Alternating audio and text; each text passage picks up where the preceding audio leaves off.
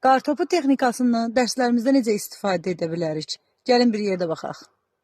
Qartopu texnikası şagirdlərə anlayış və ideyalarını bir-birinə paylaşmağa, bir-birinə öyrətməyə kömək edən aktiv öyrətmə strategiyasıdır. Bu texnika şagirdlərə qruplarda işləməyə, biliklərini tədricən qurmağa imkan verən bir strategiyadır.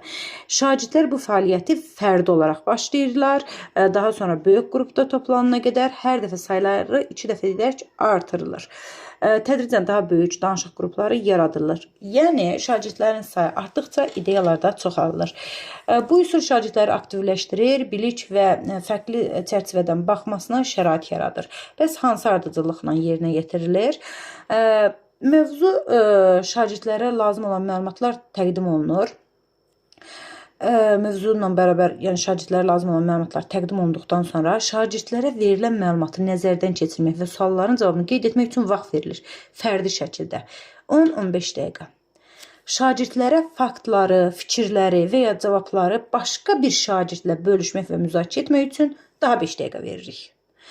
Cütlüklər fikirləri müzakirə edib birləşdirdikdən sonra onlardan başqa bir cütə keçmələri, yəni 2 cütün artıq birləşməsi və fikirlərin yenidən 2 nəfərdən ibarət olan cütlər var. 2 cütlə fikirlərin yenidən bölüşmələrini xahiş edirik. Nəticədə nə olur?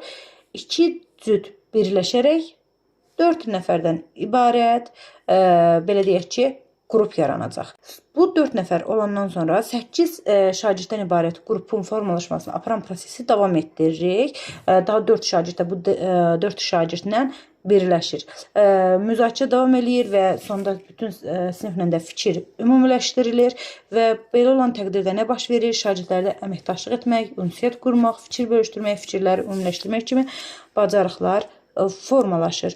Yəni qar topu kimi, qar topunu biz hazırlayıb qar topundan qardan adamı necə düzəldirik? Onun kimi proses böyüyə-böyüyə gedir. Bütün siniflə bütün fikirlər bölüşdürülür.